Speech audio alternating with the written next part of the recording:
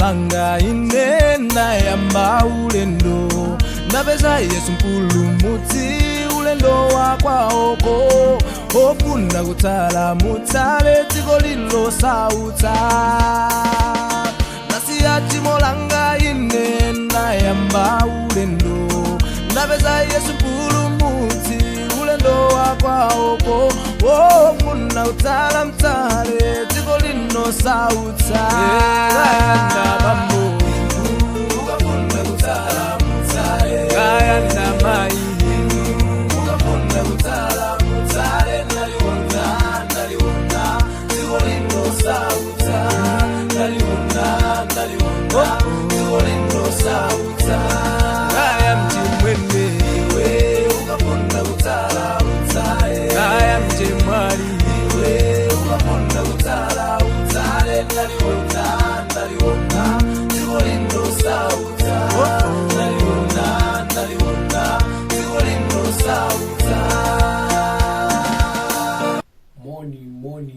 wathu Yesu Akhristu tikulandireniso kutumiki wathu kwa mtsiku la lero inde kupitiriza msonkhano umene tili nawo wa masiku 12 amene wazikomo kwambiri potenga nthawi yanu kuti muli pamenepo tikhale limodzi mu phunziro lathu la mtsiku la lero tinalonso phunziro lopambana limene Mulungu akufuna kuyankhula kanthu kena ndi moyo wathu. Ndithu mawu a Mulungu akukamba bwino kuti tisamayende monga anthu opusa, monga anthu osazindikira, koma tichite mosamalitsa chifukwa masiku ali oyipa. Makamaka tidziwitsitse, tizindikire kuti chifuniro chake cha Mulungu nchiyani. Ndiye lero tinalonso phunziro lopambana limene tikufuna tiyang'ane za nkhani ya Sabata la Yehovah. Mutu wa phunziro lathu la lero ndi Sabata la Yehovah. Sabata la Yehovah. Tseke maso tipemphere.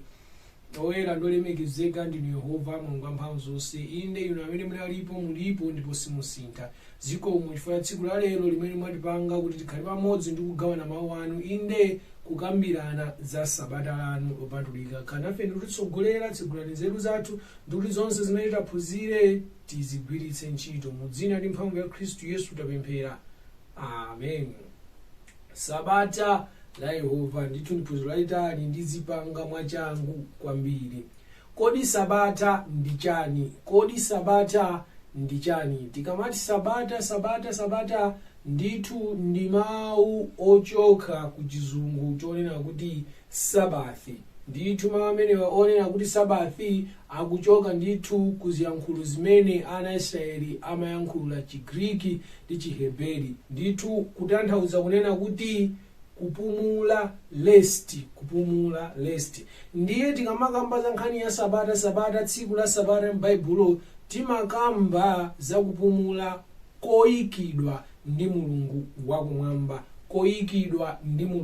wakumwamba. Ma holidays amene timakhala nawo osiyanasiyana oyikidwa ndi dziko, amene aja ndi amene dziko linayika. Koma tikafika pa holiday ili la sabata, ndi sabata kapena kuti mpumulo kapena kuti rest imene inayikidwa, inakhazikitsidwa ndi Mulungu okhala wakumwamba. Dziko likayika mpumulo, likayika tsiku kuti likhale lopumula, limatchedwa kuti holiday. Mulungu akayika mpumulo, akayika tsiku loti tipumule, limatchedwa kuti sabata.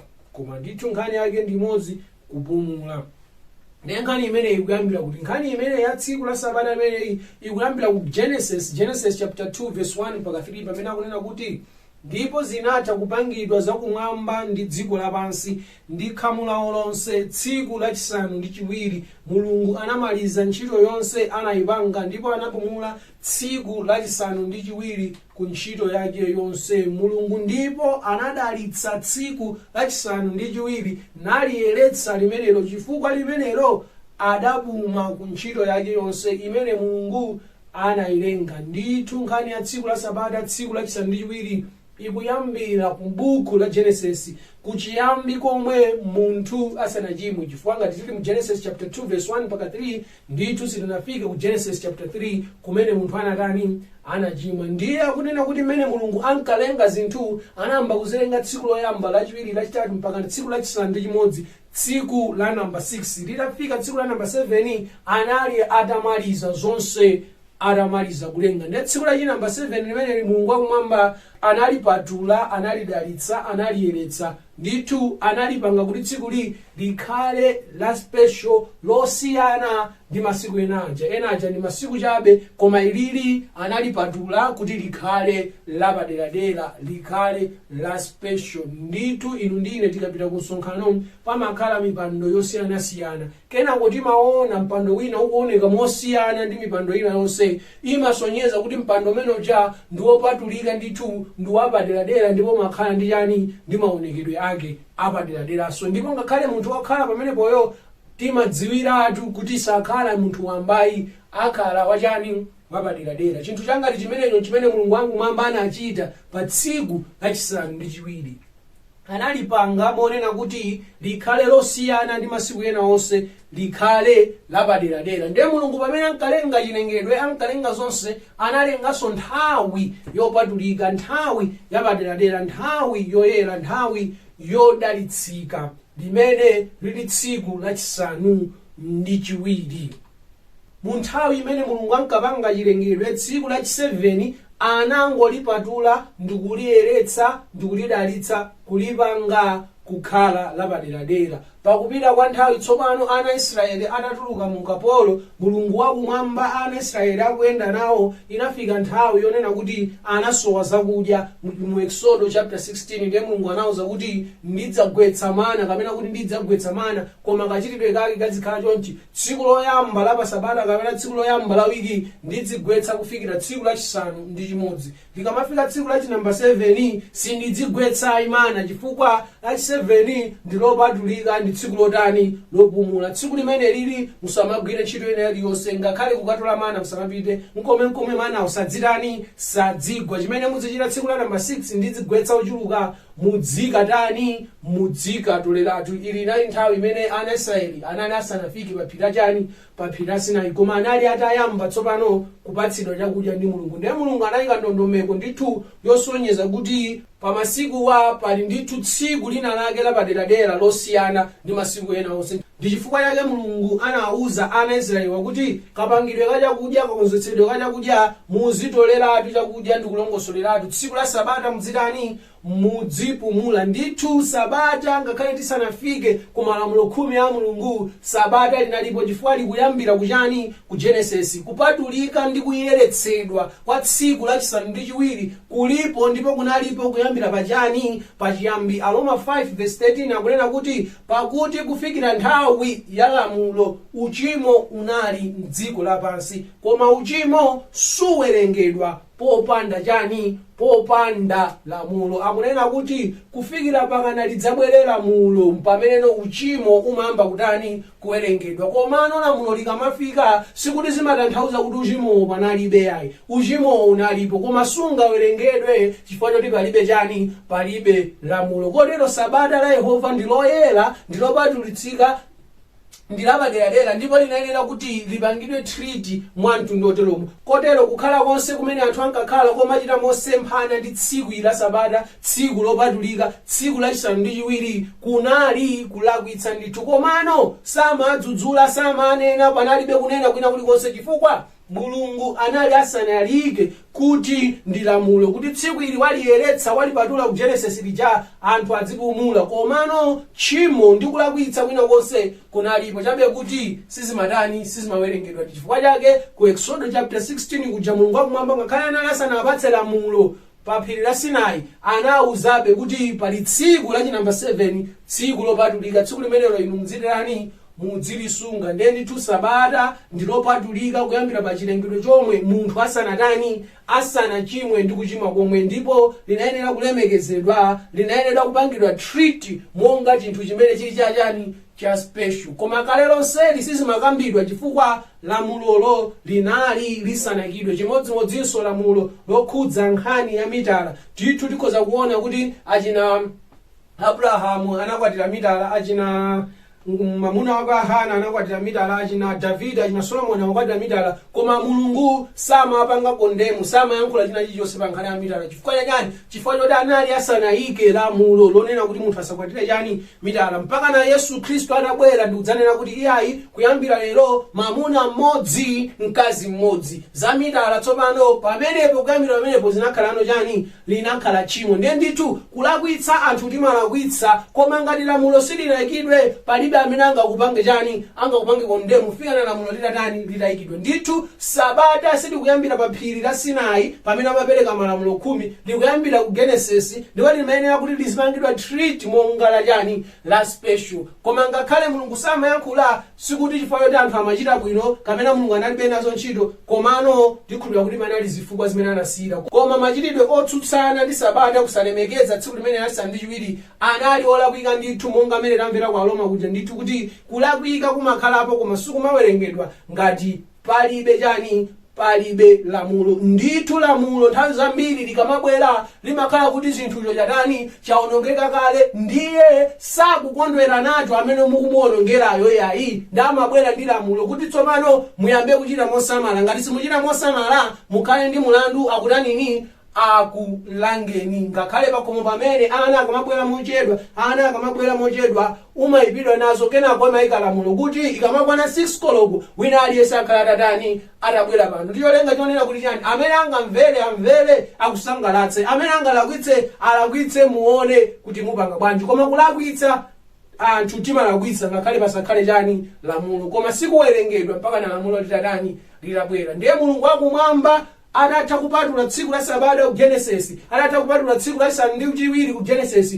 kulipatula, kuliyeretsa, kulidalitsa, komano anthu amachita nalo mosakhala bwino sizinamkondwerese. Chimodzimodzinso anthu akumakhala amachita chigololo, anthu akumakhala kumapha, kumachita zina zonse zonyasa, Mulungu wakumwamba sizinamkondweretse. Ndiye monga mmene ankayikira malamulo onena kuti usaphe, usachite chigololo, usapembedze mafano, anayikanso lamulo lonena kuti uzikumbukira tsiku la Sabata lija la ku Genesis kuti likhale lotani, lopatulika. Ndiye ndithu Sabata likuyambira ku Genesis linayenera kuchitidwa bwino, koma chifukwa cha uchimo ndi zina zambiri silinachitidwe bwino. Kenako Mulungu wakumwamba anadzalika mulamulo kuti ife tichite nalo mosamala, tikapanda kutero tikhale nawo mlandu umene tsiku lina ndithu tidzayankha. Exodus chapter 20 verse 8 mpaka 11 akunena kuti uzikumbukira tsiku la Sabata likhale lopatulika, masiku asanu ndi limodzi uzigwira ndi kumaliza ntchito zako zonse, koma tsiku lachisanu ndi chiwiri ndilo Sabata la Yehova Mulungu wako. Usagwire ntchito iliyonse, kapena iwe wekha, kapena mwana wako wamwamuna, kapena mwana wako wamkazi, kapena wantchito wako wamwamuna, kapena wantchito wako wamkazi, kapena nyama zako, kapena mlendo amene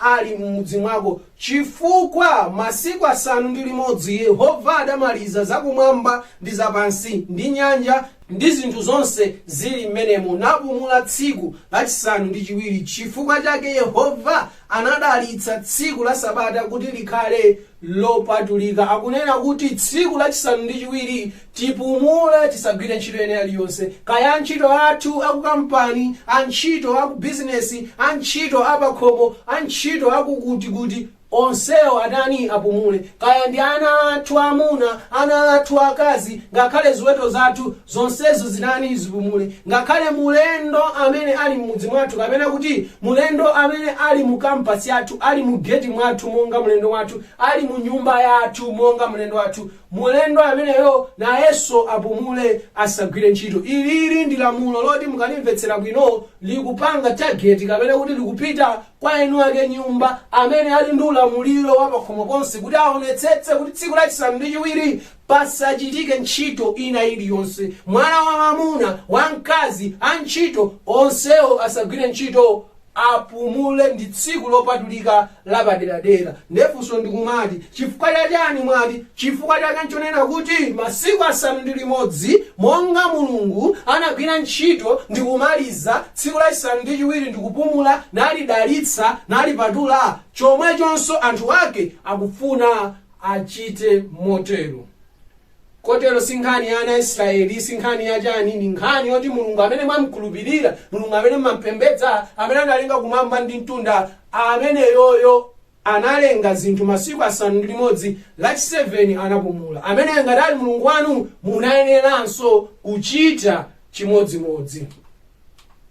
Ndithu tikuyenera kusunga tsiku lachisanu ndi chiwiri, tikuyenera kusunga sabata ili. Ndipo lamulo likunena motsimikiza kunena kuti tisayesere kupanga mistake ina iliyonse kuyiwala za tsiku limeneli. Koma nthawi zonse tikumbukire kuti pa sabata kapena kuti pa wiki pamene pali masiku 7, lachi 7 ilo, lachisanu ndi chiwiri ilo ndi sabata la Yehova, mpumulo umene Mulungu wakumwamba anakhazikitsa, holiday imene Mulungu wakumwamba anakhazikitsa kuti tipumule. Ndipo kuswala mulo la sabata ndikufanana ndi kuchita chigololo, ndikufanana ndi kuba, ndikufanana ndi kupha, chifukwa malamulo onsewo ndi amodzi.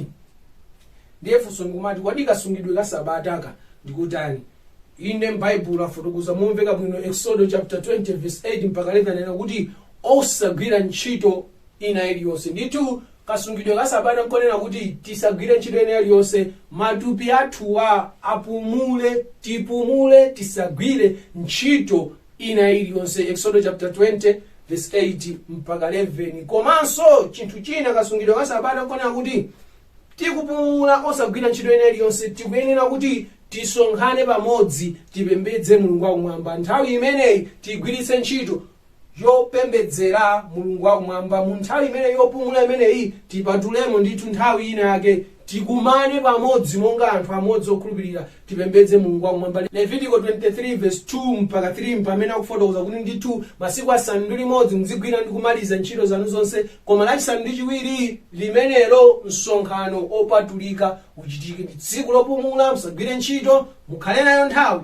yopemphera, yopembedza Mulungu wakumwamba. Levitiko 23 verse 2 mpaka 3 akuti nena ndi ana Israeli nuti nawo nyengo zoyikika za Yehova zimene muzilalikira zikhale masonkhano opatulika. Akuti pali nyengo za Yehova zopatulika zimene inu ndine tikuyenera kulalikirana, tikuyenera kuphunzitsana. Ndipo imodzi mwa iyo ndizi kuti masonkhano opatulika a Yehova ndizo izi: masiku 6 azigwira ntchito, koma lachisanu ndi chiwiri ndilo sabata la kupumula, msonkhano wopatulika. Musamagwira ntchito konse, ndilo sabata la Yehova. Ndithu tsiku limeneli, tsiku lachisanu ndi chiwiri, tipumule, tisagwire ntchito, tikhale nayo nthawi yokumana ndi kupembedza Mulungu wakumwamba. Yesaya 58 verse 13 mpaka 14 akunena kuti ukaletsa phazi lako pa sabata ndi kusiya kuchita kukondwerera kwako tsiku langa lopatulika, ndi kuyesa sabata tsiku lokondwa lopatulikira la Yehova, lolemekezeka. Ndipo ukalilemekeza ilo, osachita njira zako zokha,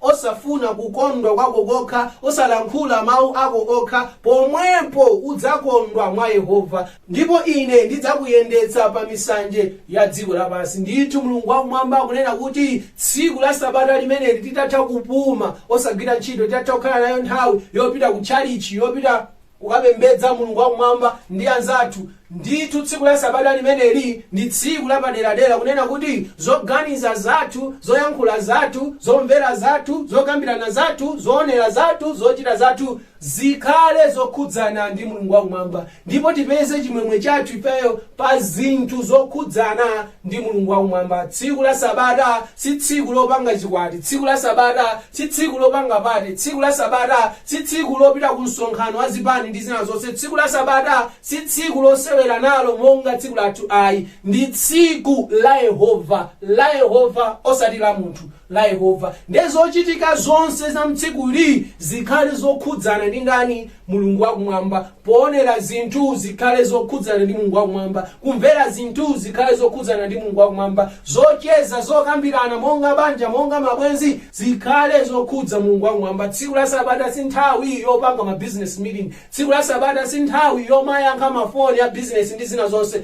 Tipumule kuyambira mmutu mwathu mentale, komanso zoyankhula zathu ndi zina zonse tipumule, komanso tiganize ndi kuyankhula ndi kuchita zokhazo zimene zokhudzana ndi chani? Ndi zauzimu.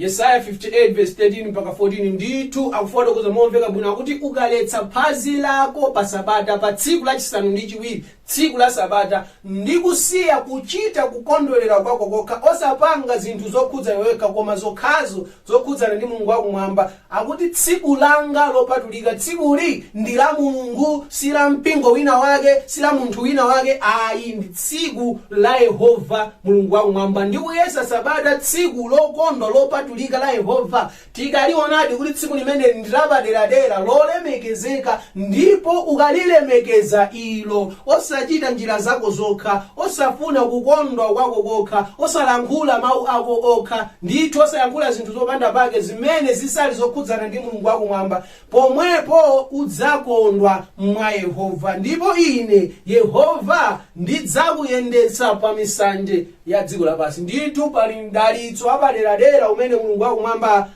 amaupereka kwa iwo amene asankha chabe kusunga lamulo limeneli la namba 4. Musayiwale lamulo lija limene manena kuti uzilemekeza atate wako ndi amako, anayikakonso mdalitso apadera kuti masiku ako okhala pa dziko lapansi adani achuluke. Lamulonso ili la sabata Mulungu anayikaponso mdalitso kwa iwo amene asankha kusunga sabata limene kuti adzayendetsa pa misanje ya dziko lapansi, sadzakhala apansi, adzakhala amwamba. Anayikapo mdalitso meneyo, ndipo akupitiriza kufotokoza kuti ndipo ndidzakudyetsa cholowa cha kholo lako Yakobo, pakuti pakamwa pa Yehova pananena. Ndithu sabata tililemekeze, tilipatse ulemu, tichite nalo monga tsiku lapaderadera, tsiku lopatulika, tsiku la Yehova. Ndi mafotokozo onena kuti sabata tingalisunge bwanji. Ndithu kasungidwe ka sabata ndikameneka, tisagwire ntchito ina iliyonse, tipumule. Ndipo wina aliyense amene ali pa nyumba yathu tsiku limeneli apumule, asagwire ntchito ina iliyonse. Komanso tisonkhane, tikhale nayo nthawi yokasonkhana yopembedza Mulungu wakumwamba. Komanso zoganiza zathu, zoyankhula zathu, zochita zathu mtsiku limeneli zikhale zokhudzana ndi Mulungu wakumwamba, osati zinthu zakudziko lapansi. Si nthawi ndithu yomvera nkhani za maboma, yoonera news, yoonera ma Nigeria, yoonera lesoni mzina zonse. Ndi nthawi yonena kuti zochitika zonse tsiku limeneli zikhale zokhudzana ndi Mulungu wakumwamba.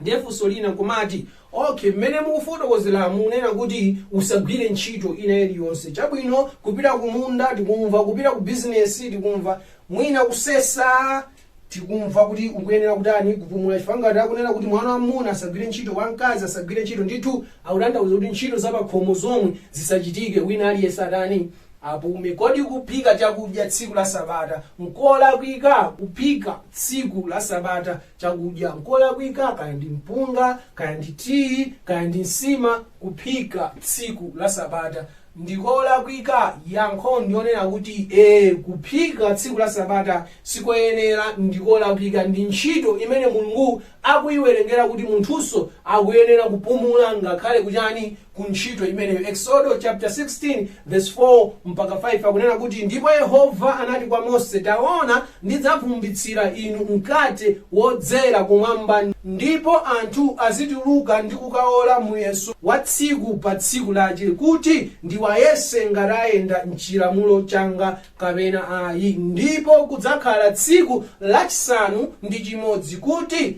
azikonza umene adabwera nawo, ataonjezerapo muyeso unzache wa pa tsiku limodzi. Ndipo kunali tsiku lachisanu ndi chimodzi anaola kapena kuti anatola mkate naonjezapo nzache maomeri awiri pa munthu. Ili inali nthawi imene ana Israeli ija timayifotokoza nena kuti anapatsidwa kuti adzipatsidwa mana. Ndiye Mulungu akufotokoza kuti zizikhala bwanji. Ndakunena kuti mana adzigwa ndithu ana Israeli adzikatola pa tsiku limodzi, akatola pa tsiku lameneyo, tsiku limodzi akatola pa tsiku lameneyo.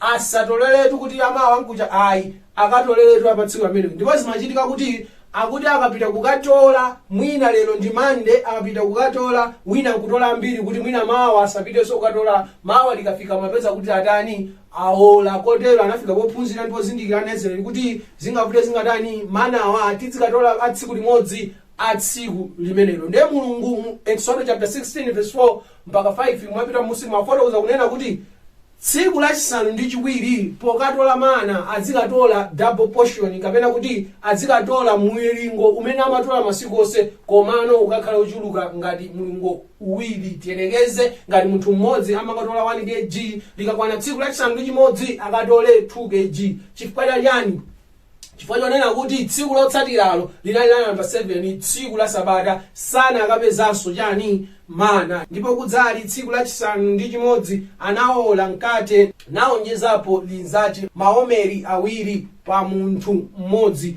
ndipo akazembe akhamulo anadza nauza Mose ndipo ananena nawo ichi ndi chomwe Yehova analankhula akuti litakwana tsiku lachisanu ndi chimodzi ana Israeli atakatoladi double portion kapena kuti atakatola tingoyerekeza aliyense 2 kg wa tsiku limenelo ndi tsiku la mawa akuti kenako anapita kukafunsa kwa Mose kuti paja mnati titole double portion takatolano ndiyeno tichite chani ndiye Mose akunena kuti izi ndi zimene Mulungu wakumwamba kutani wakunena ichi ndi chomwe Yehova analankhula mawa ndiko kupumula sabata lopatulika la Yehova akuti mawa anali pa tsiku la namba 6 mawa ndiko kupumula sabata la Yehova akupitiza kunena kuti chimene muziotcha otchani ndi chimene muziphika phikani ndithu akunena kuti mawa ndi tsiku lopatulika la Yehova lero chimene mufuna kuti chikhale chootcha otchani chimene mufuna chikhale choboilira tanini boilani ndi chotsala chikutsalireni chosungika kufikira liti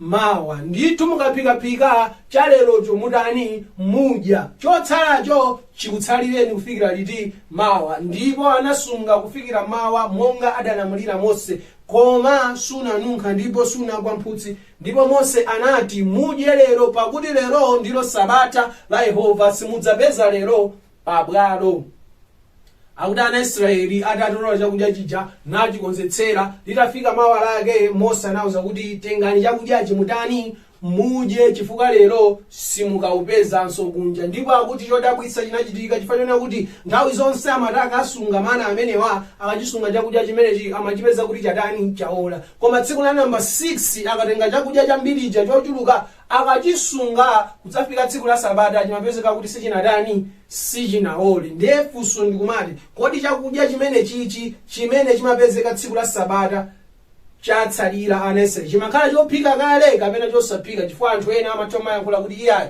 chakudyatu chimatsala chosatani chosaphika amasunga chosatani chosaphika koma mukamvetsera bwinobwino nkhani iyi ndithu chakudya chimene chimatsalira ana Israeli chinali chophika kale chimene ana Israeli amakhala kuti aphika kale tsiku lachisanu ndi ngati tsiku lachisanu ndi chimodzi chifukwa Mulungu wakumwamba akuti choti muphike phikani choti muwiritse tanini wiritsani mawa ndi mpumulo wachani wa tsiku la sabata chinthu china chimene mungadziwira kuti chakudya ichi chimatsala china chophika kale chonena kuti akuti sichinaola kapena kuti sichinatani sichinaonongeke mukayang'anitsitsa bwino mana akakhala ophika akagona masiku ena onse amatani amaola koma mana oti ongokhala osaphika osakonza samatani samaola samaonongeka ndadziwa bwanji chifukwa chonena kuti mulikasa la Yehova munayikidwanso chani mana amene anayika muja atayika muja navindikira bwinobwino nayika muti mulikasa kuti chizikhala chikumbutso mana amene aja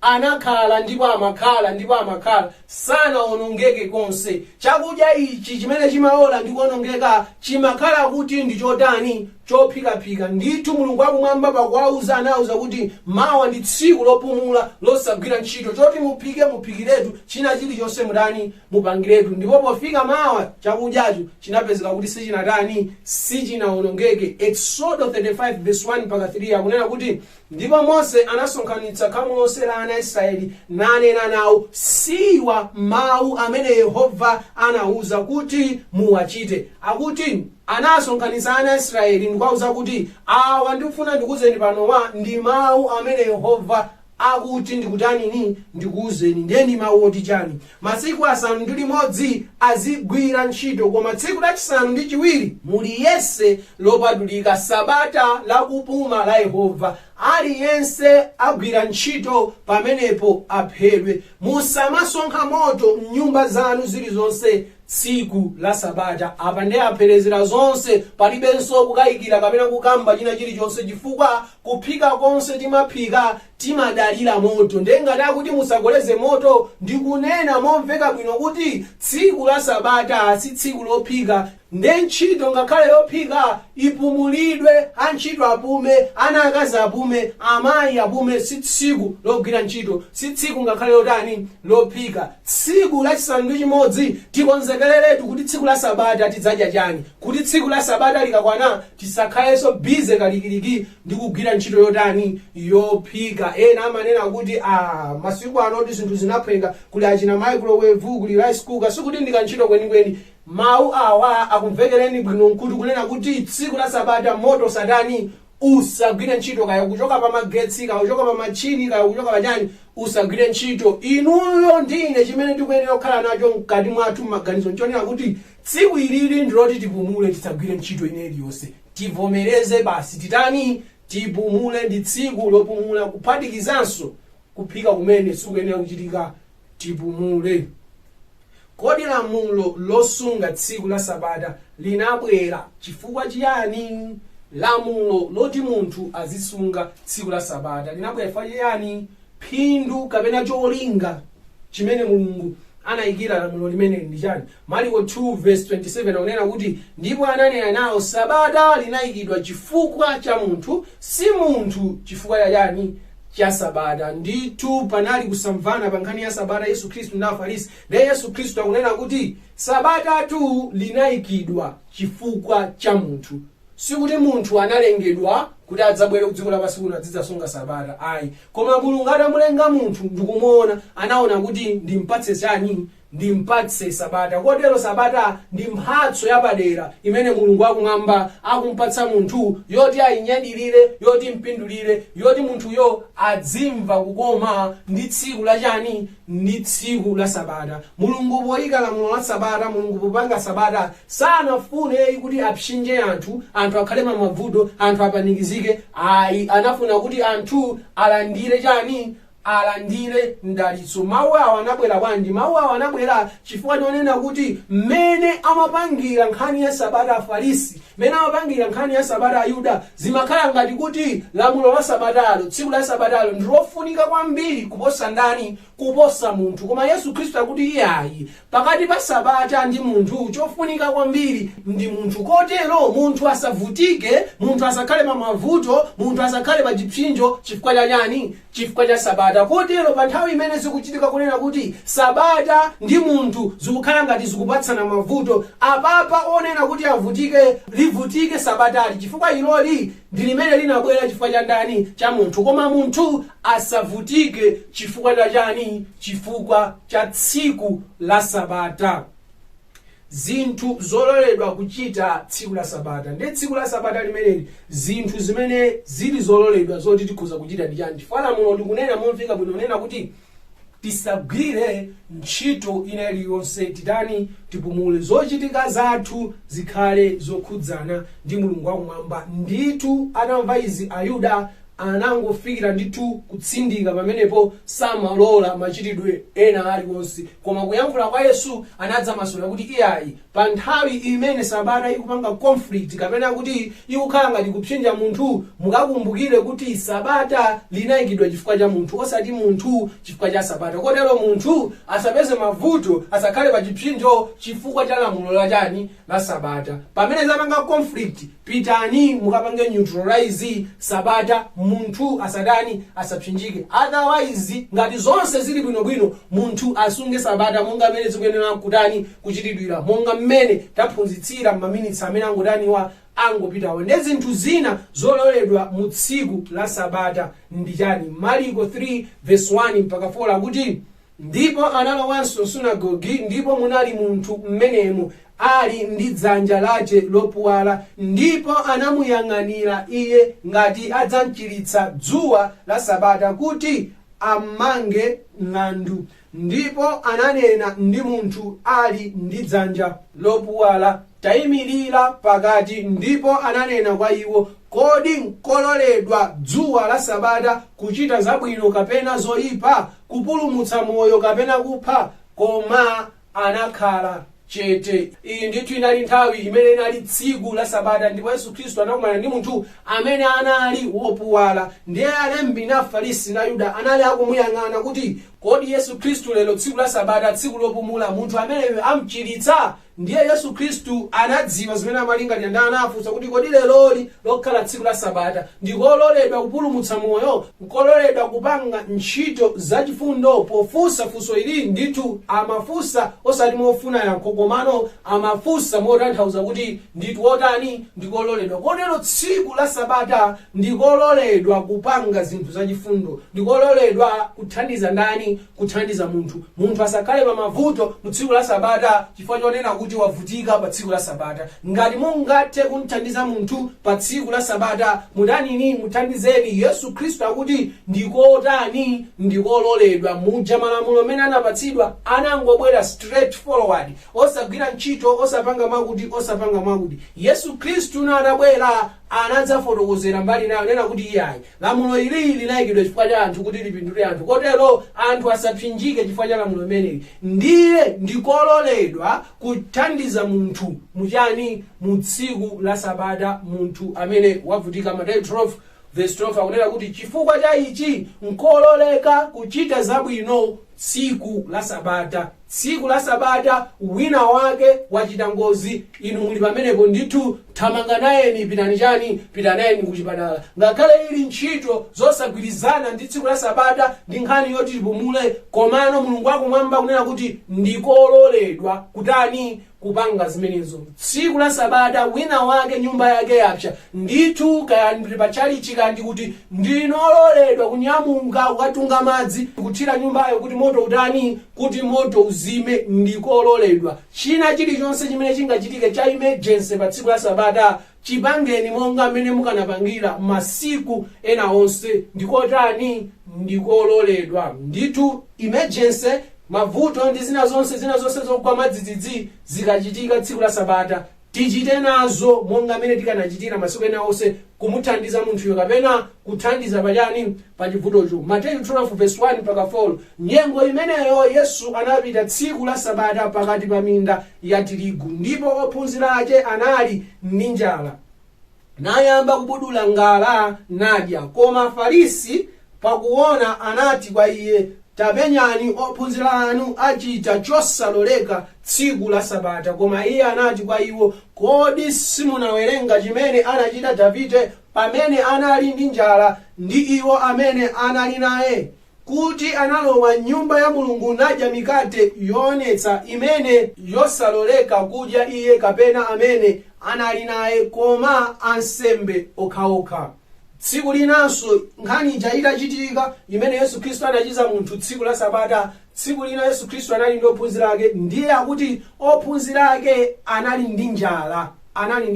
Ndi anayamba kubudula ngala zachani? Za tirigu ndikumadya. Ndi Afarisi ataona kuti akugwira ntchito yosayenera kuchitika pachani? Pa tsiku la Sabata. Ndi akuti chifukwa chani ophunzira anu akuswa Sabata kumabudula ngala za tirigu? Ndiye Yesu Khristu akunena kuti kodi simunawerenga, kodi simunamve mmene Davide anasowa kuti kapena kuti analibe kapena kuti analoswa chakudya, anapita kukachisi kumene anakatenga mkate opatulika oyera umene munthu amba samenera kudya, koma amenera kudya ndi ansembe okhaokha. Koma Davide ngakhale anachita ichi chimene Davide samenera kuchita, kumwamba sikunamuwerengere mulandu, sikunamuwerengere chani? Tchimo. Ndikhulupirira kuti ndikufotokoza ukuku mwamvetsetsa chimene Yesu Khristu amatanthauza. Akutanthauza kuti yani? Akunena kuti Davide chimene anachita chija chikufanananso ndi chimene chine ndatani? Ndachita. Mukanakhala kuti mumawerenga, mukanazindikira ndi kusandipanga jaji kuti ndatani? Ndalakwitsa kapena pali tchimo pa zimene ndatani? Ndachitapa. Chifukwa Davide mkate umene anakadya opatulika wankachisi samenera kutani? Samenera kudya. Anyamata ake amene anali nawo samenera kutani? Samenera kudya. Amenera kudya ndi ndani? Ndi ansembe okha. Koma ngakhale anachita izi, kumwamba kunamvetsetsa kuti Davide anali osowa, ndiye sikunamuwerengere chani? Mulandu. Chomwe chonso ineyo lero ndi anyamata angawa tilibe chakudya, sitinasungiretu tilibe chakudya, ndife osowa, tili ngati tili mu situation yomweyo imene anali ndani, anali Davide. Ndiye ngakhale tikupanga izizi sikuwerengedwa tchimo lina lililonse chifukwa tili ngati mmene zinalili nthawi ya ndani, nthawi ya Davide. Yesu Khristu amafuna aphunzitse chani? Ifeyo ngati tili osowa, ifeyo ngati tili ochepekedwa, ndi tichita mosemphana ndi Sabata, kumwamba kumamvetsetsa. Mulungu akumwamba amadani amamvetsetsa, chifukwa kunena kuti pamene Davide anali odani osowa, Yesu Khristu ndi ophunzira ake anali ndi njala ndipo chakudya nachani analibe, nawonso anali odani anali osowa. Pa nkhani imeneyi ndithu Yesu Khristu afotokoza bwino kuti kumwambatu sikuti kunangobwera direct pa nkhani ya Sabata, ndithu amamvetsetsa kuti awa ndi osowa, awa ali chani, awa alibe. Kotero ndithu nkololedwa kuchita mosemphana ndi Sabata pamene zinthu zakutani, pamene zinthu zakuvuta. Mulungu amamvetsetsa. Tikukambira kunena kuti tsiku la Sabata limeneli chimene chili chololedwa kuchita ndi chani? Ndiye choyambirira nchonena kuti zikachitika chivuto chogwa mwadzidzidzi, zikachitika emergency kapena pakakhala vuto ndi munthuyo timthandize monga mmene zikuyenera kutani kuchitikira. Mulungu wakumwamba amamvetsetsa. Komanso zikakhala kuti ifeyo ndi osowa, tasowa, sichadzidzidzi ayi kapena za chani kapena za emergency kapena chani, koma ifeyo ndi osowa, tasowa, ndithu Mulungu wakumwamba amamvetsetsa tikachita motsutsana ndi tsiku la chani, ndi tsiku la Sabata. Chimene anachitenga ana Israeli nchonena kuti mmene Mulungu ananenera ku pangano chakale muja kunena kuti upumule usagwire kena kalikonse, straight forward, inali nkhani yake iti, inali nkhani yake imene Yesu Khristu anabwera anadzamasula kuti iyayi apapa ngati zakuvutani pa nkhani ya Sabata mukhoza kuchita malingana ndi kusowa kwanu. Mulungu wakumwamba amamvetsetsa. Ndi zinthu ziwiri zimene zimaloledwa kuchitika pa tsiku la Sabata. 1 ndi mavuto ogwa mwadzidzidzi ogwera munthu, akamugwera munthuyo timtani timuthandize. 2 ngati tili osowa, ngati tili ochepekedwa kuti sitingakwanise ma standards a Sabata monga mmene Mulungu wakumwamba akunenera, ndithu Mulungu wakumwamba ndi womvetsetsa. Tiyeni tichite mbali yonseyo imene tingatheyo, kwinako kumene sitingatheko tichite nako mwina muli monsemo. Mulungu wakumwamba madani amamvetsetsa.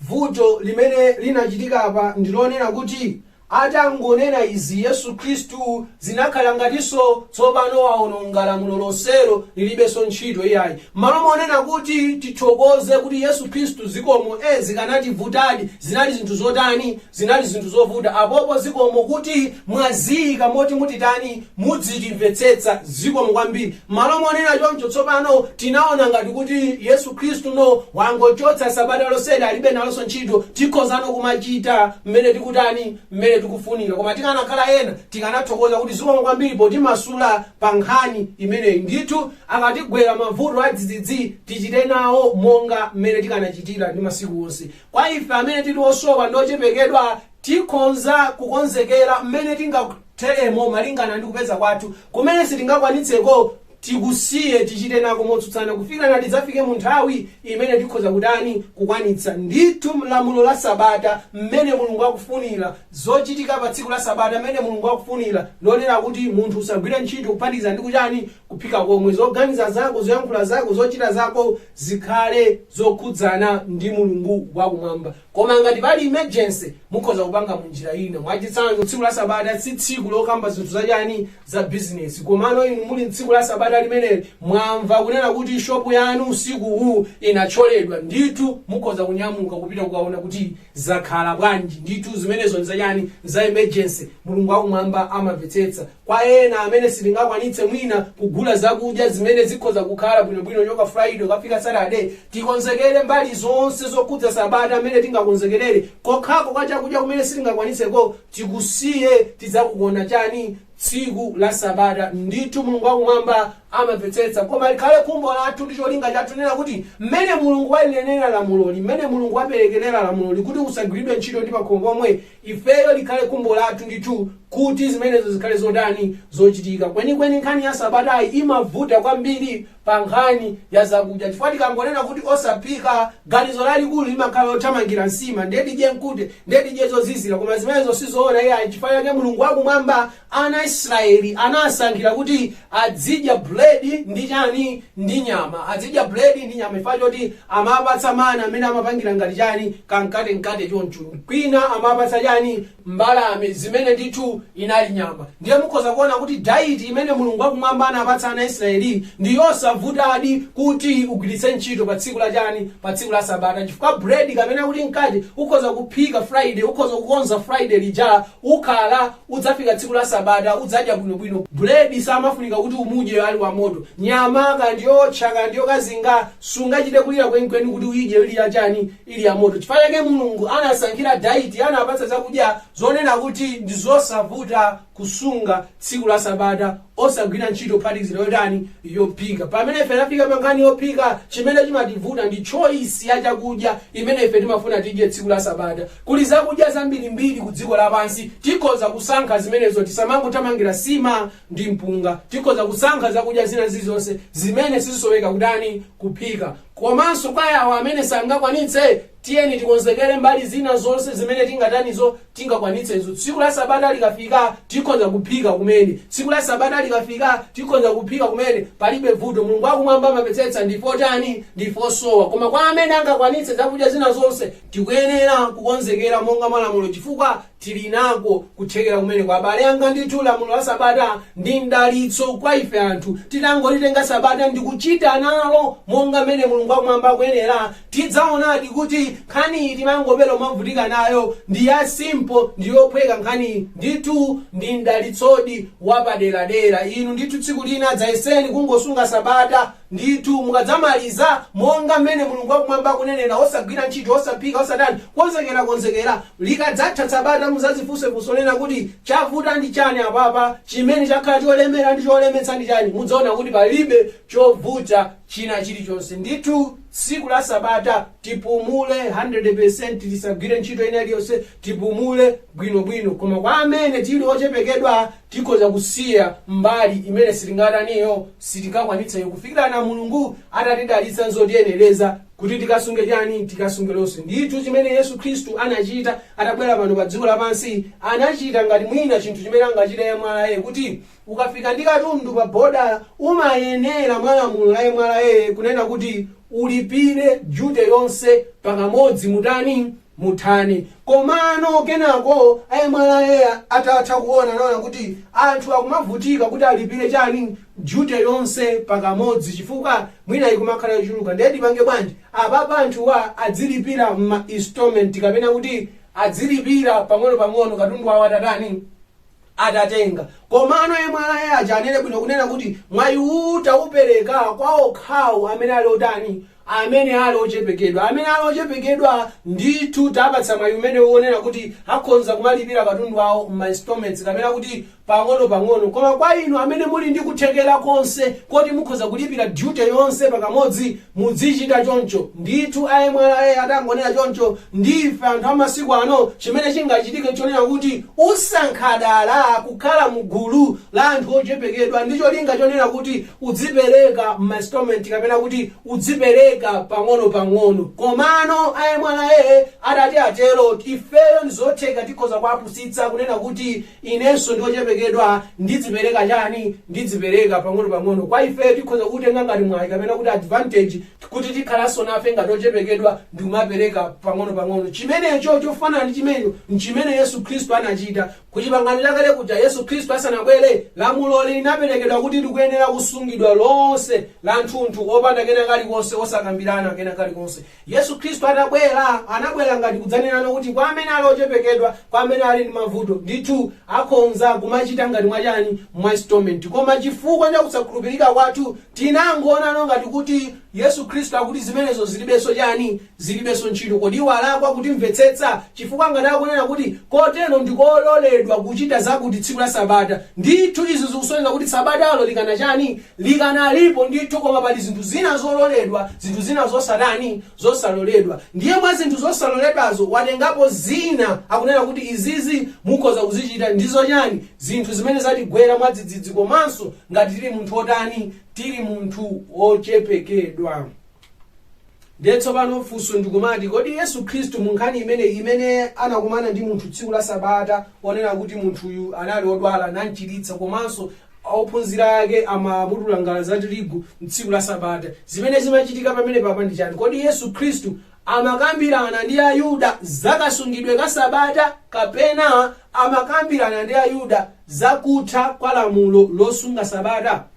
Mukaziyang'ana nkhani ziwirizi mukupezamo kuti Yesu Khristu akukambirana ndi Ayuda zakasungidwe ka Sabata kuti lisungidwe motani, kapena akukambirana ndi Ayuda zakathedwe ka lamulo la Sabata. Ndithu mukaziyang'ana nkhani ziwirizi, Yesu Khristu sakukamba zakathedwe ka Sabata, sakufotokoza zakathedwe ka Sabata, akufotokoza zakasungidwe ka Sabata. Kutanthauza kuti ndithu Sabatalo linalipo, Yesu Khristu analipeza, chimene iye anangochita ndikufotokoza zakasungidwe ka Sabata, kuti zinthu zinazi Mulungu wakumwamba amazipetsetsa. Sabatalo lilipo, inde ndipo likanalipo, ndipo koma zochitika zinazi Mulungu wakumwamba amazipetsetsa. Kusiyana ndi Ayuda, iwo anangotenga kuti monga mmene Mulungu anenera zidziyenda chani, zidziyenda chomcho. Kotero tsiku ili la Sabata zilipo zinthu zololedwa, komanso pali zinthu zosaloledwa kuchita mtsiku limeneli. Koma pamene ifeyo Mulungu atipatsa lamulo ilili, ndiye tikupezeka kuti chifukwa cha kupsinjika kwathu, chifukwa cha mavuto athu, mwina tikuchita mosemphana nako.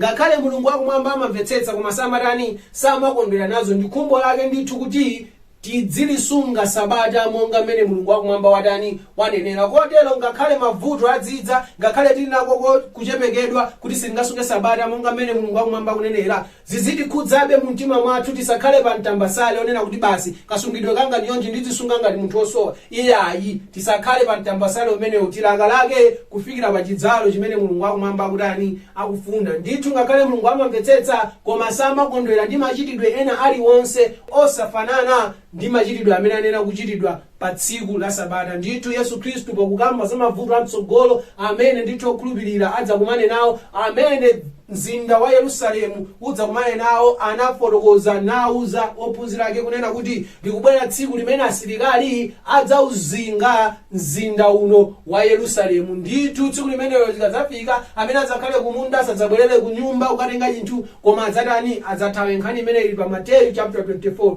nena kuti ndithu amene adzakhale ali padenga asadzambe kulowa nyumba kutenganso chinthu, koma adzathawe. Munjira ina Yesu Khristu amafotokozera kunena kuti Yerusalemu uno adzapangidwa ataki, kapena kuti kudzabwera adani. Ndipo tsiku limenelo akadzabwera, musadzakhale busy, musadzatanganidwe ndi zinthu, koma mudzatani, mudzathawe. Ndithu izi zinachitikadi patangotha zaka 30 chakuti Yesu Khristu adakwera kumwamba, pamene asilikali a Chiroma anabwera nazinga Yerusalemu, ndipo anthu onse amene sanathawe anavutika kwambiri. Ndithu zinachitika. Ndipo kukamba za tsiku limenelo, za msautso umenewo, Yesu Khristu akufotokoza Mateyu chapter 24 verse 20 akunena kuti ndipo pempherani kuti kuthawa kwanu kusakhale pa nyengo yachisanu kapena pa Sabata. Munjira ina Yesu Khristu akunena kuti mavuto amenewa, kapena asilikali amenewa, kapena nkhondo imene ikamadzachitika, mupemphere kunena kuti zisadzachitike nthawi ya winter, kapena kuti zisadzachitike nthawi yozizira, chifukwa mukadzathawa mudzakavutika kumene mudzathawireko ili nthawi yozizira.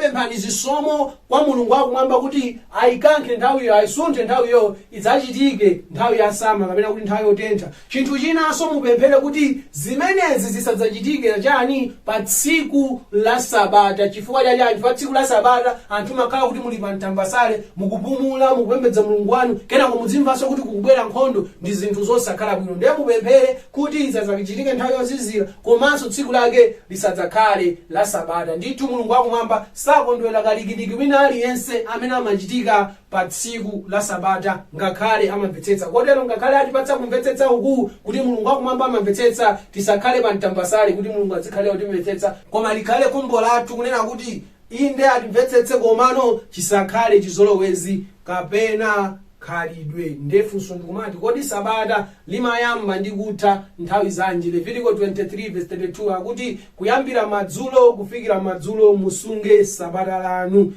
Baibulo lachizungu amafotokoza bwino kuti from evening to evening you shall celebrate your Sabbath. Ndithu tsiku la sabata limayamba madzulo pamene dzuwa likulowa pa tsiku lachisanu ndi chimodzi.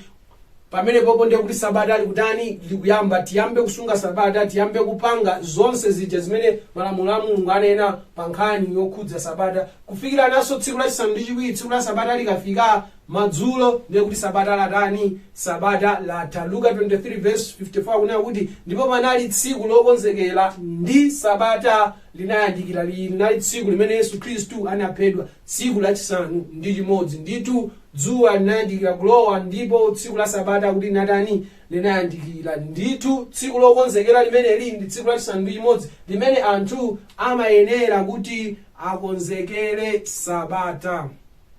Nehemiya 13:19 akunena kuti ndipo kunali kukangoyamba chizirezire pa zipata za Yerusalemu losafika sabata, ndinawauza atseke pa makomo, ndinawauzanso kuti asatsegule. Uyu anali Nehemiya kunena kuti anawuza anyamata ake kuti tsiku lachisanu ndi chimodzi kakamayamba kachizirezire kapena kuti dzuwa likamalowa atseke zipata za Yerusalemu kapena kuti atseke mageti a Yerusalemu kuti anthu asapangenso malonda ena aliwonse, apumule. Ndithu akunena kuti kakamayamba kachizirezire akamafika madzulo kuyandikira kuyamba tsiku la sabata, ndithu anthu apumule, atseke zipata za Yerusalemu kuti ntchito isachitikenso. Ndithu sabata limayamba madzulo a tsiku lachisanu ndi chimodzi, kenako limathanso madzulo a tsiku lachisanu ndi chiwiri. Kodi lachisanu ndi chiwiri tsiku la sabata ndi litiro lero lino? Wena kumafunsa kuti tsiku la sabata limeneli m'masiku athu ano ndi litiro. Marko 15:42 mpaka 43. ndipo atafika tsono madzulo popeza pa tsiku lokonzekera ndilo la pambuyo pa sabata, anadzapo Yosefe wa ku Arimateya, mkulu wa milandu womvekayo, amene yekha anali kuyembekezera ufumu wa Mulungu. Nalimba mtima, analowa kwa Pilato napempha mtembo wa Yesu. Ndithu Marko chapter 15:42 mpaka 43 afotokoza kunena kuti ndithu tsiku limene Yesu Khristu anafa ndi tsiku limene linali pambuyo pa tsiku la sabata. Ndithu tikamayang'ana mbiri yathu, tikamayang'ana kalenda ndi zina zonse, limasonyeza kuti tsiku limene Yesu Khristu anafa lachisanu ndi chimodzi ndi tsiku limene leloli timalitchula kuti Good Friday kapena kuti Friday, tsiku limene Yesu Khristu anafa. Ndipo tikapita pa tsiku linalo ndi tsiku limene linali tsiku la sabata. Kuchoka pamene kupita tsiku linalo limene Yesu Khristu anauka ndilo tsiku loyamba la pa Mulungu kapena kuti la pa wiki. Ndithu pa masiku atatu amene Yesu Khristu anakhala m'manda, tsiku la pakati lakelo ndiye tsiku la sabata. Mateyu 28:1 akuti ndipo popita dzuwa la sabata m'banda kucha tsiku loyamba la sabata, anadza Mariya wa Magadala ndi Mariya winayo kudzaona manda. Ndithu Yesu Khristu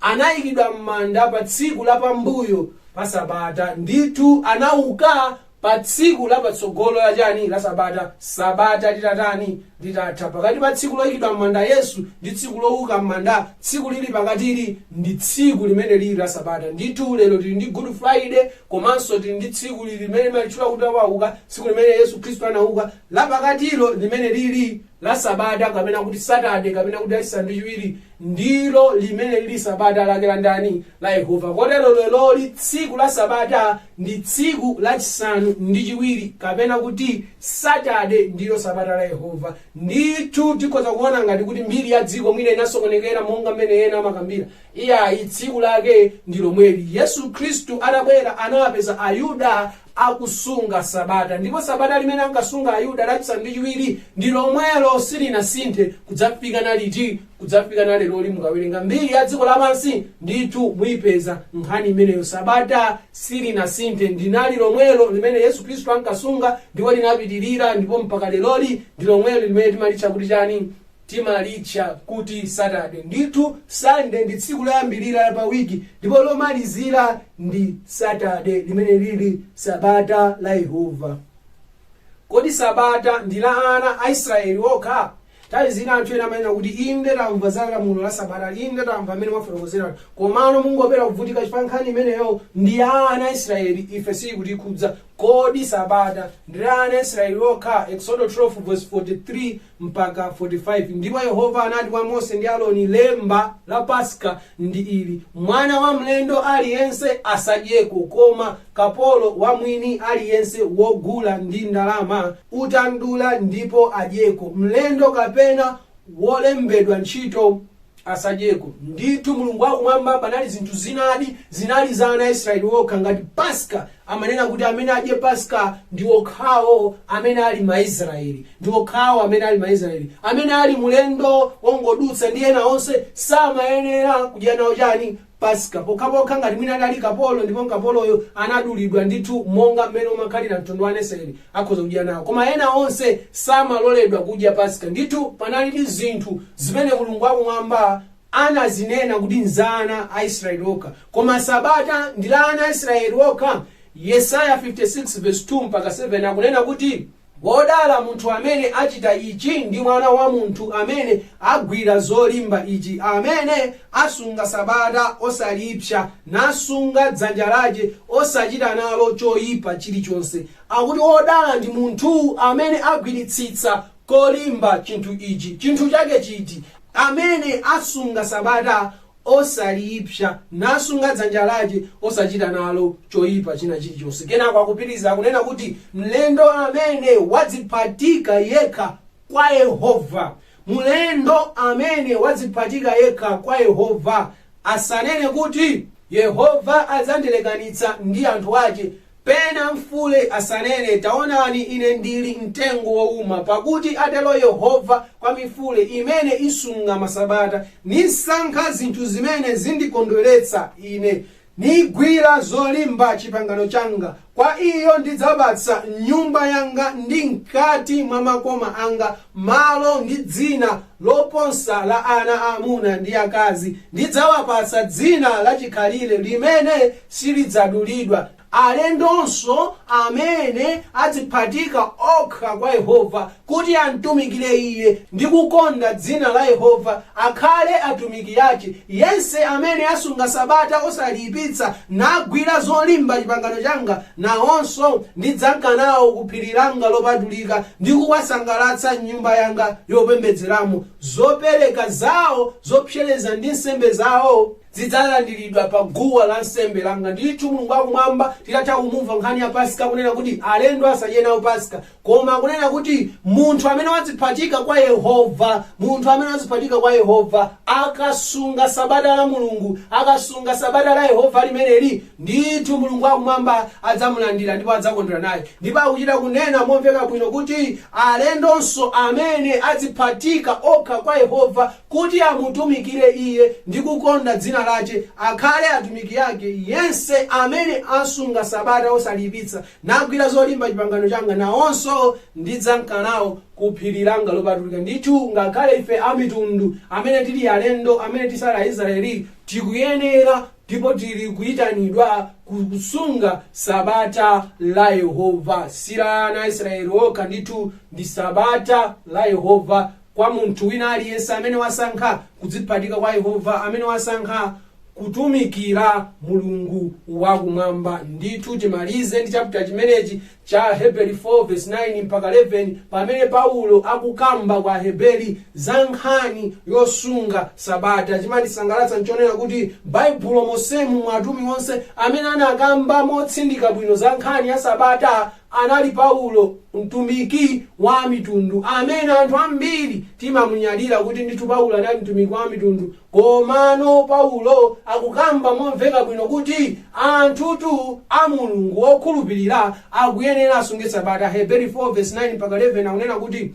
momwemo utsalira mpumulo wa sabata kwa anthu a Mulungu, pakuti iye amene adalowa mpumulo wake adapumulanso mwini wake ku ntchito zake, monganso Mulungu ku zace za iye. Chifukwa chake tichite changu chakulowa mpumulowo, kuti wina angagwe mchitsanzo chomwe chakusamvera. Ndithu Paulo akunena bwino momveka bwino nena kuti kwa anthu amene ali anthu a Mulungu, anthu okhulupirira, watsalira kapena kuti ukanalipo mpumulo wa tsiku la sabata. ndiye mwina nkumakayikira kuti sabata lake liti akupitiriza kufotokoza kunena kuti sabata lake limene likukambidwa kapena mpumulo wake umene ukambidwa ndi wofanana ndi umene Mulungu anachita pakupumula ku ntchito zake. Ndithu tangotero mwadzi wakale kuti tikukamba zija zinachitika ku Genesis pamene tsiku lachisanu ndi chiwiri Mulungu anapatula ndi kuyeretsa tsiku la sabata, kuti mpumulo umene uja ngati umene anapanga Mulungu uja watsalira kwa anthu onse amene amakhulupirira Mulungu ndi kudalira Mulungu ndi kuyenda ndi Mulungu ndi anthu amene azipatika kwa Mulungu kuti akuyenera kulowa mu mpumulo umene. Ndakunena kuti tiyeni tiyesetse ndi kuchita changu tilowe mu mpumulo umene kuti tingakhale limodzi mwa zitsanzo za anthu osadani osamvera. Chaputa chimenechi chomveka bwino chophunzitsa bwino ndithu, koma anthu ambiri timanena kuti mpumulo umene akunena Baibulo akunena mpumulo opumula mwa Yesu, chifukwa Yesu Khristu anati dzanu kwa ine olema ndi othodwa. Ndithu mpumulo wathu ifeyo ndi kupezeka kwa Yesu Khristu. Kotero sitikusowekanso kusunga sabata monga tsiku, koma tikuyenera kungokhala mwa Yesu, kungokhulupirira mwa Yesu. Yesu Khristu ndiye sabata yathu, ndiye mpumulo wathu. Ndithu zikusemphana ndi zimene Baibulo akunena, chifukwa Baibulo akunena kuti tilowe mujani mu mpumulo. Amene akukamba pawa si anthu osapemphera, si anthu osakhulupirira, akukamba za anthu a Mulungu. Akunena kuti kotero utsalira mpumulo wa sabata kwa ndani? Kwa anthu a Mulungu, anthu amene ali mwa ndani? Mwa Yesu kale. Komanso ngati kupumula uku kuli kupumula kwa zintchito zathu zakuthupi, ku zintchito zathu zoyipa zimene tapumula ife titalowa mwa Yesu, akupereka chitsanzo chonena kuti mpumulo wake kufanana ndi umene Mulungu akumwamba natani anapumula. Ndiye ngati kuli kupumula kwa zintchito za uchimo, ndiye kuti Mulungunso anenera kuti apumule ku ntchito za chani? Za uchimo. Zimene zisonyeza kuti nkhani ya kupumula mwa Yesu Khristu ndi kupumula uku ndi ziwiri zotani? Ndi ziwiri zosiyana. Komanso tinamumva Yesu Khristu akuwauza ophunzira ake aja kunena kuti mupemphere kuti kuthawa kwanu kusadzakhale pachani? Pa tsiku la sabata. Kusadzakhale pachani? Pa tsiku la sabata. Kutanthauza kuti anthu amafika munyengo mmene amakhala pa tsiku la sabata, ndi amafika munyengo samakhalanso pa tsiku la chani? La sabata. Kutanthauza kuti sabata limene likukambidwa ndi Yesu ku Mateyu chapter 24, sabata limene likukambidwa ndi Paulo kwa Hebrew chapter 4, ndithu ndi sabata limene anthu amapitamo kenako ndikutanimo ndikuchokamo. Pamene sabata ili lopumula kamena kuti mpumulo opumula mwa Yesu umati ukalowa sudani sutulukaso, ngati ukutuluka ndiye kuti za Yesu azisiya kupita kuchani? Ku machimo. Ndipo sabata limene lopumula limene anthu ayena amalikamba lopumula mwa Yesu ndi sabata limene umakalowamo ukamachoka kuchimo. Pamene la Hebrew likufotokozedwa apa likuperekedwa kwa anthu a Mulungu kuti kotero utsalira mpumulo wa sabata kwa ndani? Kwa anthu a Mulungu. Ndithu Yesu Khristu anati pempherani kuti kuthawa kwanu kusadzakhale pachani? Pa tsiku la sabata. Tanthauza kuti ndithu oyera olungama anthu a Mulungu amalowa mtsiku la sabata ndipo amataninso amatulukamo. Ndithu zungosonyeza kuti ndithu tsiku ili la sabata, lamulo ili la sabata likanalipobe, ndipo tikuyenera kulitani? Tikuyenera kulisunga monga mmene Mulungu akumwamba akufunira. Ndithu malamulo khumi aja Mulungu amene anaperekedwa pa phiri la Sinai, kuyambira loyamba lija usakhale nayo milungu ina koma ine ndekha, lachiwiri usapembedze mafano, lachitatu usatchule dzina la Yehova Mulungu wako pachabe, lachifolo zikumbukira tsiku la sabata kuti likhale lopatulika, kenako zilemekeza atate wako ndi amako, usaphe, usasirire, zina zonse. Ndithu malamulo khumi a Mulungu monga 10 anachitira, ndipo tikuyenera kuwasunga onse. Palibe limene linakwaniritsidwa, palibe limene linachoka, palibe limene linasintha, likuyenera likwaniritsidwe. Tiyeni tisunge sabata la Yehova lachisanu ndi chiwiri limene lili Saturday, limene Mulungu akumwamba analipatula ndi kuliyeretsa. Ena nthawi zina manena kuti limenelo ndi sabata la mpingo wakuti, limenelo ndi sabata la mpingo wakuti. Komano mukawerenga Baibulo lanu sakunena kuti dzisankhireni sabata lanu, sankhani sabata lanu.